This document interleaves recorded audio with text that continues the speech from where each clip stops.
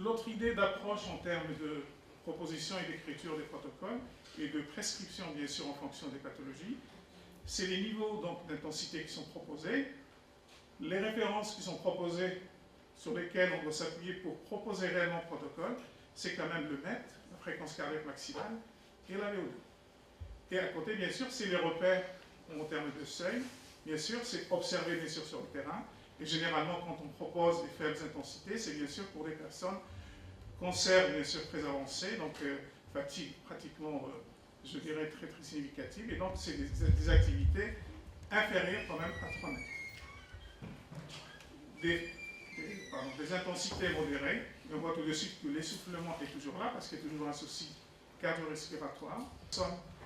Qu'on reçoit au niveau hôpital de jour, qui rentrent chez elles, qui reviennent régulièrement. Et donc, on a quand même déjà une activité quand même très soutenue, puisqu'on est pratiquement à peu près à 9 mètres, et on est à des fréquences ou des références par rapport à la fréquence cardiaque maximale, presque, je dirais, de 90%. Et enfin, on a une intensité très élevée, et celle-là quand même, c'est le maintien, le suivi, et bien sûr, on a quand même des anciens athlètes qui, par blessure, puis les sportifs peuvent tomber malades aussi, et donc c'est bien sûr la plage ou le protocole qui leur est proposé. Alors, l'inactivité maintenant et la sédentarité. Depuis tout le temps, on considère que être inactif, c'est être sédentaire. Aujourd'hui, ce n'est pas le cas. Donc, avec je dirais, ce qui est proposé dans les travaux de recherche et puis au niveau santé publique, on est obligé de faire automatiquement, enfin aujourd'hui, la différence entre être sédentaire et être inactif physique. Et donc là, sur quels critères? C'est bien sûr sur les fameux mètres, sur les paramètres référentiels physiologiques. Puis on a des études récentes qui sont très, très intéressantes, des métaétudes, par exemple celle de Shaw, c'est quand même presque plus de 7000 personnes, et puis qui a été répétée pratiquement 12 ans, enfin sur une période de 12 ans, et donc on a quand même des résultats vraiment très, très intéressants. Et donc aujourd'hui, on est obligé de faire ce différentiel entre donc être sédentaire et bien sûr activité d'intensité légère. Alors, une activité, bien sûr, c'est qu'au niveau des pathologies qu'on a, ben, en fait, ils sont concernés par les deux. Ils sont sédentaires et en même temps, ils ont un état d'inactivité très faible. Une étude donc, de Alan en 2012, bien sûr, c'est une alarme concernant cette inactivité, puisque chaque fois qu'on disait je vais faire les courses ou je marche pour récupérer le bus, c'était considéré comme plus ou moins être dynamique. Mais si on peut calculer cette activité avec un podomètre ou bien un actimètre au niveau des bras, ou bien un accéléromètre, tout simplement, donc on se rendra compte très généralement que c'est une activité en termes de dépense énergétique qui est très très faible. Et vous avez une étude récente en France qui en plus qui a relevé le voile sur les jeunes, et on voit quand même que 42% de la population âgée de 15 ans est quand même sédentaire. Le comportement donc sédentaire est quand même, concernant bien sûr les insuffisants, enfin, je dirais malades, etc., pose un énorme problème puisqu'ils sont concernés par les deux volets. Donc sédentaire et en même temps activité physique très faible. La sédentarité, vous avez quand même ici 1,6 mètres à peu près en termes de dépenses. Tout à l'heure, mon ami et collègue Yassine en a parlé bien sûr de l'obésité. Alors, si on a des obèses, nous on a passé quand même des tests avec des obèses à peu près de 170 à 180 kg, et donc c'est quand même des obèses morbides, mais qui ont la volonté de faire quelque chose. Et le problème, c'est que les faire marcher dehors, ça pose des problèmes. Donc en fait, c'est toujours in situ ou à l'intérieur, je dirais, de l'établissement. Mais le problème est quand même presque double quand on a une masse, je dirais, grasse largement, qui dépasse bien sûr le seuil de l'IMC qui était présenté tout à l'heure, et avec des dépenses en mètres très très très faibles.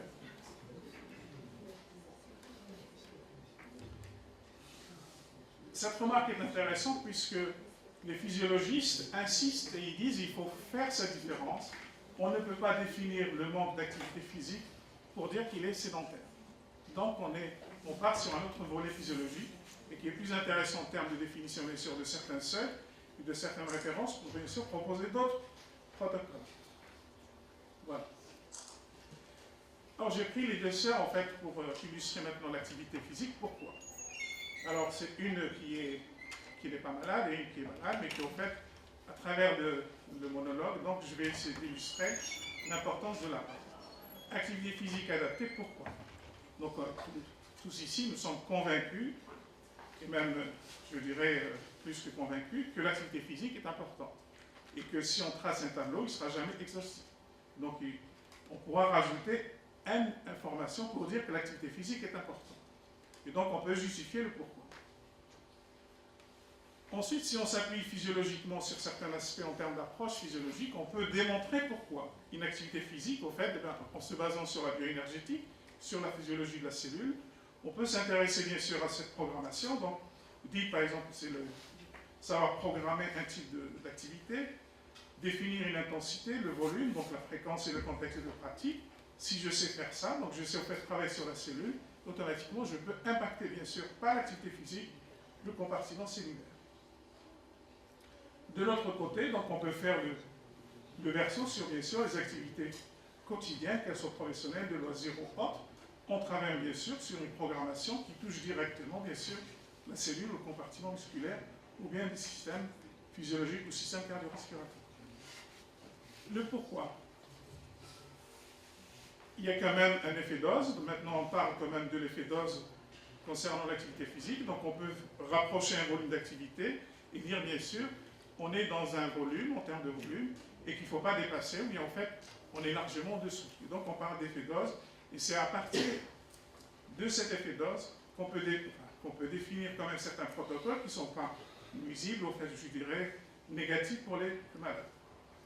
Chez les femmes monopausées, par exemple, il y a un risque, et c'est très délicat de trouver, bien sûr, en fait, le seuil. Donc, on est obligé de connaître ces patients, de les bien suivre, et le suivi, c'est quand même longitudinal, pour bien sûr proposer une activité physique vraiment adaptée, on dira plus loin, individualisée. Pourquoi, ici c'est la survie, chaque fois vous avez au fait un commentaire qui apparaît entre les deux frangines.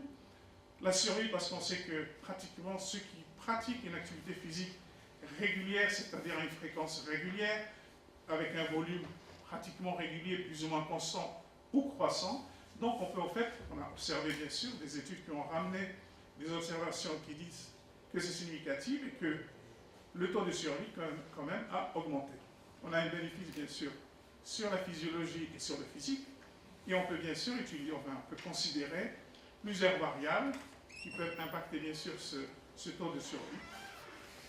L'IMC en fait partie. Il y en a quand même une récidive.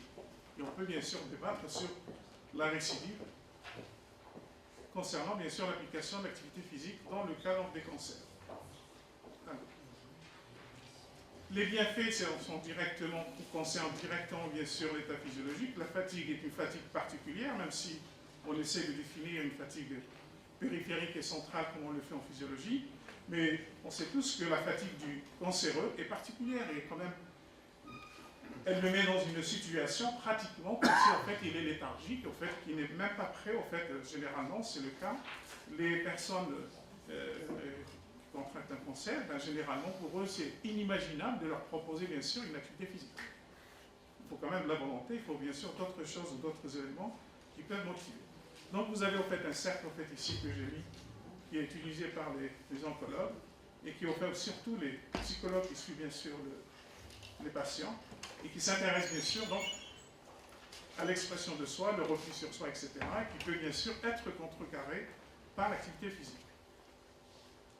Juste quelques remarques sur les effets, il y en a beaucoup, on peut en parler, il y en a tellement. Mais ce qui apparaît comme essentiel dans les travaux de recherche, la jeune fille, enfin la frangine, a dit oui, je suis d'accord.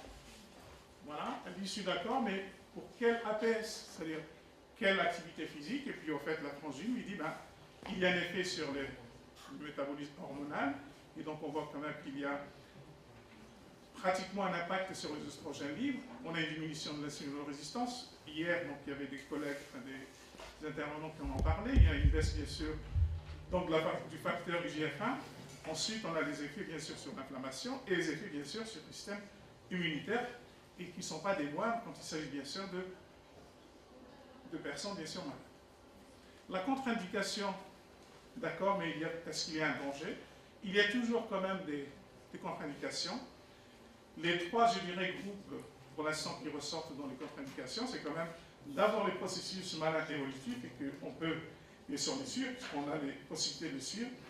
Et bien sûr, vous avez cette liste importante de la partie donc, cardiologique. Bien sûr, on fait des tests au préalable pour voir les insuffisances ventriculaires, etc., les cardiopathies, et donc pratiquement tout ce qui concerne la partie cardiologique. Et enfin, la partie pneumologique qui concerne bien sûr la partie oxygène. Alors, on dit, est-ce que la pratique physique est un sport? Enfin, on peut pratiquer du sport après un cancer. Est-ce que ce n'est pas recommandé? On dit, normalement, c'est indispensable. Quand on a un cancer et qu'il est diagnostiqué, ça devient indispensable de pratiquer vraiment une activité physique. Une, je dirais, des raisons des oncologues, ils ont tous pratiquement dans leur bureau ce schéma de localisation de métastases. Et ils disent, eh ben, si le patient me dit quelle activité physique il veut faire, je lui propose, par exemple, enfin, de façon bien sûr pédagogique, mais on voit quand même que les métastases migrent partout. Comment voulez-vous faire, par exemple, de la natation, ou bien de la course, ou bien, je dirais, de la gym, en pensant simplement en intervenant sur le système cardio-respiratoire ou musculaire, et bien sûr, pallier le problème donc, des métastases, puisqu'elles migrent partout. Et quand elles sont au niveau osseux, comment on fait? Donc, automatiquement, il y a quand même une approche intéressante quand il s'agit, bien sûr, donc, de proposer de l'activité physique. L'éducation par la santé, c'est dès qu'on a un cancer, le début de la pratique, c'est quand même au feu vert, bien sûr, du chirurgien. Concernant le groupe de personnes qu'on a suivi, concernant le cancer du sein, dès qu'elles ont eu, bien sûr, l'ablation des seins, certains ont eu, bien sûr, une reconstruction, d'autres non, mais on leur a proposé, juste pratiquement une semaine après, de l'activité physique. Et pratiquement 70% donc, du groupe a adhéré. Classiquement, un mois après la chirurgie, ça dépend bien sûr de la chirurgie puisqu'on a plusieurs protocoles, et bien sûr pendant la chimio et après, chimiothérapie et radiothérapie. Alors le choix du sport, c'est quand même en fait des approches, je dirais pas sommaires, mais une fois qu'on a quand même réalisé une consultation de contre-indication, qu'on est sûr que le malade ou le patient peut faire de la pratique, il faut quand même qu'elle soit adaptée en fonction, je dirais, de son état, de son âge, etc., qu'elle soit régulière, et qu'on ait quand même du monde en fait formé autour. Qu'elle soit ludique, d'une part, et qu'il n'existe aucun risque donc traumatique. Et il faut quand même mettre, je dirais, en phase le malade avec bien sûr un protocole qu'il peut réaliser pour en fait bien sûr ne pas le décourager. Alors j'ai mis juste, puisqu'elle dit la frangine, il y a même une loi qui prévoit la prescription de la part par les médecins. Ça a été aussi un combat donc des médecins du sport, donc des APA, etc., des médecins qui, même si ce n'est pas des médecins du sport, qui s'intéressent beaucoup donc, à l'intérêt de la pratique physique, eux-mêmes étant sportifs. Et donc, il y a un amendement qui est passé donc, vous voyez, le 27 mars en France, et donc on peut prescrire. Le grand souci et la réalité du terrain fait que tous les médecins installés en cabinet, c'est-à-dire les cabinets, peuvent prescrire l'activité physique. Ils n'ont jamais suivi une formation continue de médecine du sport. Donc, comment peut-il prescrire l'activité physique? Donc, on invite les médecins à faire la formation continue. Chose qui n'est pas facile, puisque pratiquement que 15% des médecins reviennent à la formation continue. Voilà. Prescription des activités physiques, donc c'est juste les articles pour montrer qu'il y a, si on revient sur l'amendement, il fait quand même usage, enfin, il revient sur les résultats importants donc, de certaines recherches qui ont quand même impacter la mortalité, impacter bien sûr la morbidité, etc., le diabète et d'autres maladies bien sûr chroniques et métaboliques. Ah, j'essaie de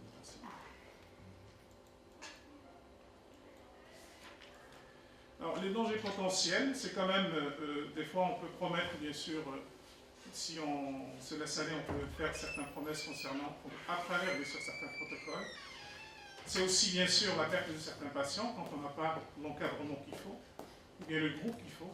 Donc, le groupe de patients, quand il y a un groupe de patients, et puis c'est intéressant au niveau cancer, c'est que s'il n'y a pas de groupe, ça se passe relativement mal.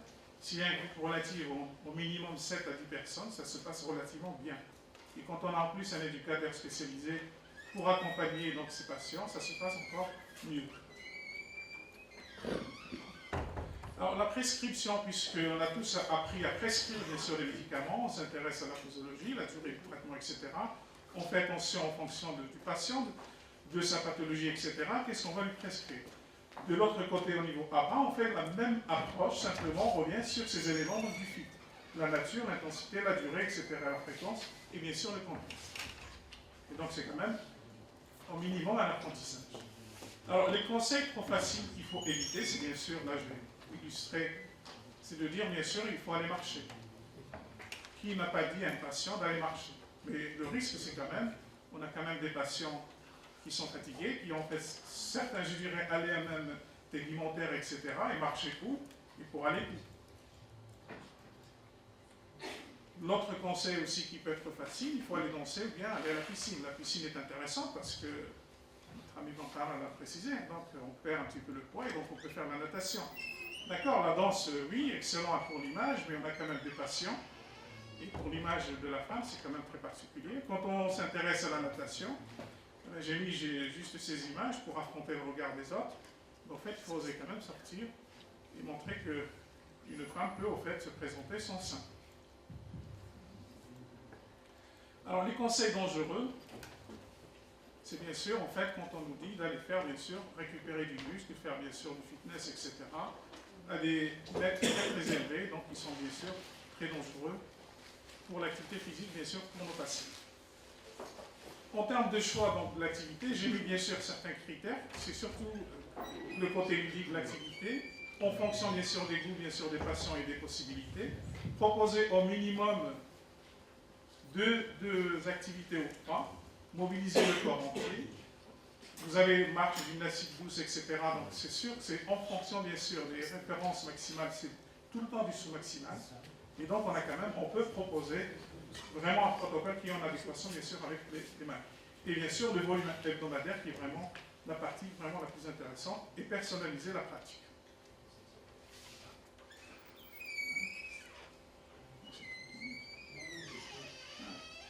Alors, j'ai emprunté donc certaines images aux associations caritatives pour dire simplement que la plupart des activités entre le Nord et la Picardie, donc on a en fait le Dracar, c'est un petit peu ce genre d'activité, mais en fait dans le sud de la France, il y a l'escrime. La course est proposée pratiquement par pas mal d'associations, la marche nordique, etc. Donc vous avez le vélo. Donc il y a plusieurs associations qui en fait accompagnent les patients et qui proposent bien sûr plusieurs types d'activités. On arrive aux 3 R, où les médecins s'appuient sur ces 3 R, raisonnée, régulière et raisonnable, pour dire bien sûr que l'ordonnance doit s'orienter vers ces aspects. Après cette partie qui a concerné l'APA, donc je me dis, j'espère que je vous ai convaincu, parce qu'on ne peut pas prescrire l'activité physique quand on est soi-même concerné par, bien sûr, certains aléas physiques et physiologiques, et donc là. Et en restant toujours dans le contexte, pas un petit peu, je dirais, dramatique. Et ce qui a été d'ailleurs proposé, enfin, et exposé par les collègues. Ici, donc, fin d'année, donc 2017, le collège londonien nous propose donc une publication, une méta-analyse, qui a concerné quand même 175 pays et sur 12 types de cancers. Et vraiment, leurs conclusions sont intéressantes parce qu'ils montrent quand même que c'est les mêmes observations qui reviennent en boucle, certes, mais les plus importantes aujourd'hui, c'est quand même qu'on peut dire que quelqu'un qui est obèse, quelqu'un qui est diabétique, est automatiquement concerné par le cancer. Et donc, pour le principal auteur de cette étude,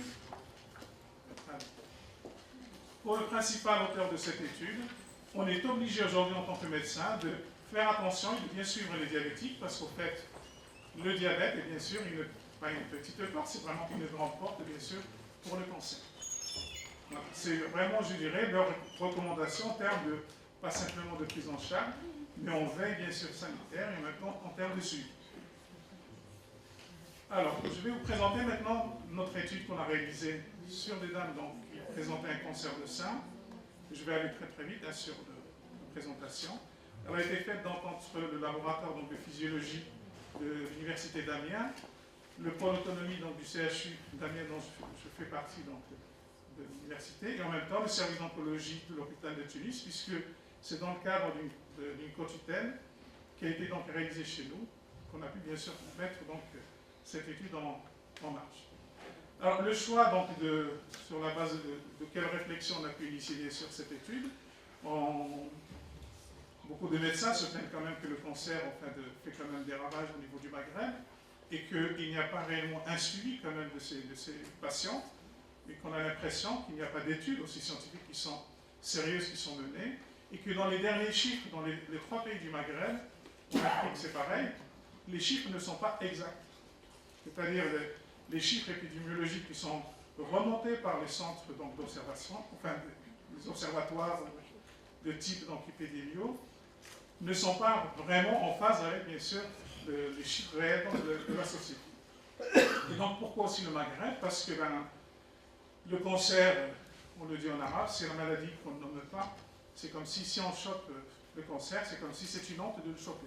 Et donc, pendant des années, on n'en parle pas en famille, on ne déclare pas, bien sûr, les médecins suivent bien sûr les malades, mais dans la société, c'est quand même très mal perçu.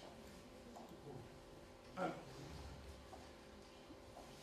on avait vu que l'activité physique est importante, donc je remets juste quelques attraits de l'importance de l'impact pour le cancer du sein. Voilà, et je vais aller très vite sur cette. Les atteintes, je ne vais pas les développer, donc musculaire, non musculaire, transfert d'oxygène.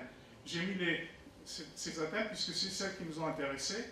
Musculaire parce qu'on a fait des tests sur un ergomètre isocinétique qu'on avait placé, qu'on a installé bien sûr à l'Institut d'oncologie, pour s'installer, pour avoir réellement la force maximum volontaire, les paramètres d'endurance. On a utilisé donc l'électrobiographie pour s'intéresser à l'activité électrique musculaire.